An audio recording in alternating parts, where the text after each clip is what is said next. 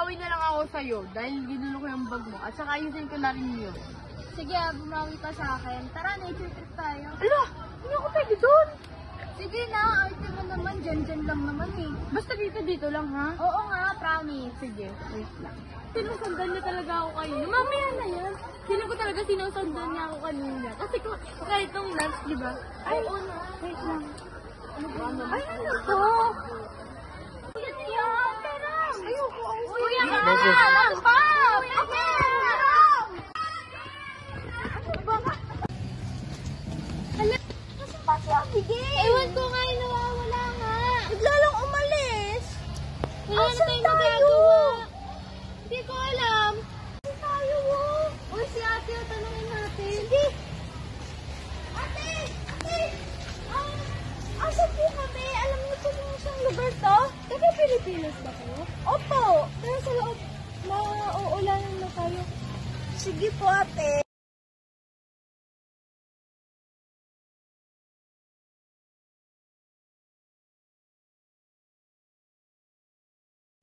Sino mo yan? Taga Pilipinas po ba sila? Kasi kamukha nila. Oo, taga Pilipinas din sila. Paano? Ate, nasan po kami? Nasa Singapore kami. Ha? Singapore? Hindi na nga, samahan niyo ako sa singit ang plata namin. Sige. Ay, huwag na lang pala ako sumama. May gagawin pa kasi ako. Sige, kayo na lang ako. Sige. Sige po.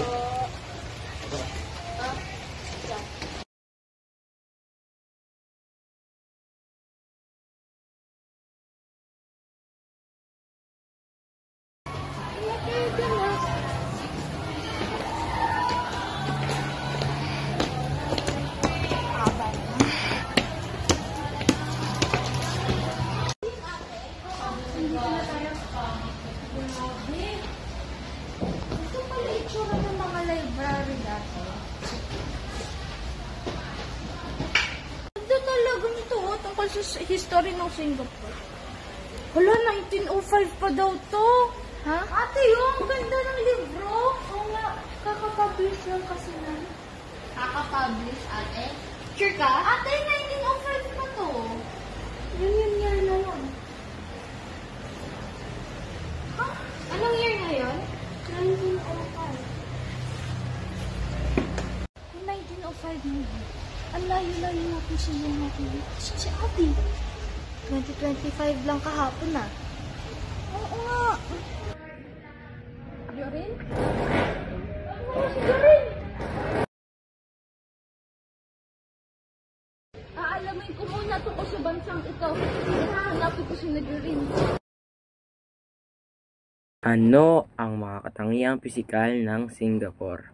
Ang Singapore ay may kapatagan at mga burol, ngunit limitado ang kanilang lupa na maaaring gamitin sa agrikultura. Dahil dito, mahalaga ang pag-angkat ng bigas. Ano ang mga pangunahing wika na ginagamit sa Singapore at paano nagiging bahagi ng kultura nila ang bigas sa pamamagitan ng pagkain? Ang mga pangunahing wika ay Ingles, Mandarin, Malay at Tamil. Ang bigas ay mahalagang bahagi ng kanilang kultura sa pagkain at madalas itong kasama sa iba't ibang tradisyonal na pagkain tulad ng Hainanese chicken, rice at nasi lemak.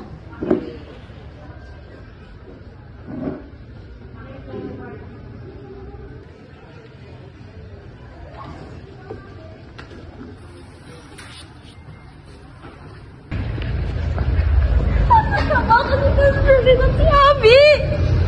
Mag-isa na lang ako dito! Nawawala yung dalawang best friend ko!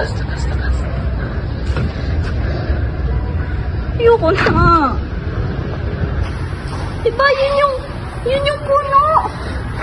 Yun yung puno na pinagalingan namin yun na Abby at Jorin! Baka bumalik na sila! Tatry ko!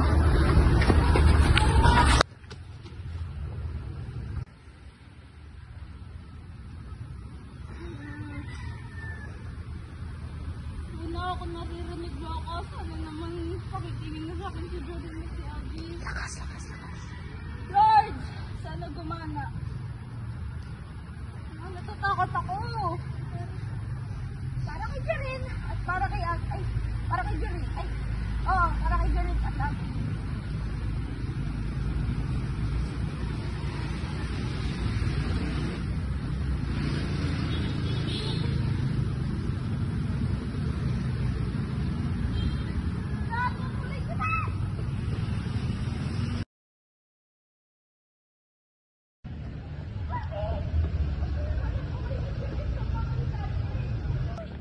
Bilis ako galing! Ikaw! Sino ka? Kita mo kaibigan ko? Ha? Ba't nandito? Sino ka? Si Jorin! Si Jorin! Wala ko may sabitan na kayo! Biglang ka si Jorin! Nasaan si Jorin? Kabayan ko man kayo. Kasalanan to nung nung napulot natin yun. Ba't mo pa kasi pinulot? Nasaan na naman tayo? Una sa Singapore ngayon. Saan ako? Nasaan kami? Anong ibig sabihin mo, Pinipini? Nasa Laos tayo ngayon. Ha? Laos? Una Singapore, biglang Laos, di ko na makaya! Kung gusto ko na umuhi. Ako din, nawawala doon si Jorin. Dami ko na yung mga pamilya ko. Asa na ba tayo? Katangiang pisikal ng Laos. Ang Laos ay isang bansang walang baybayin, karamihan ay bulubundukin, halos kalahati ng bansa ay kagubatan. Kultura. Ang kultura ng Laos ay may malaking impluwensya Theravada, Buddhism at may mga elemento rin mula sa kultura ng India at China. Ito ay makikita sa wikang sining, panitikan, musika at iba pang mga artikistong representasyon. Mayroon hindi bababa sa 49 na pangkat etniko sa Laos. At bawat isa ay napapanatili ang kanilang sariling wika, kaugalian, kultura at tradisyon. Ekonomiya. Ang modelo ng pag-unlad ng bansa ay nakabatay sa pag-export ng enerhiya at mga hilaw na materyales tulad ng hydropower, mga produktong pagmimina at pagtutroso ng mga produktong pang-agrikultura.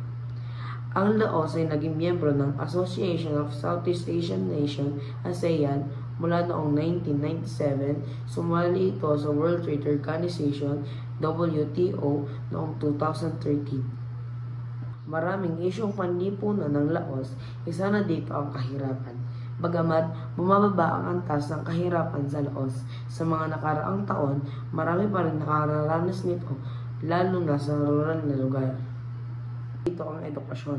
May mga hamon pa rin ang pag-access sa dekalidad ng edukasyon, lalo na sa mga malalayong lugar.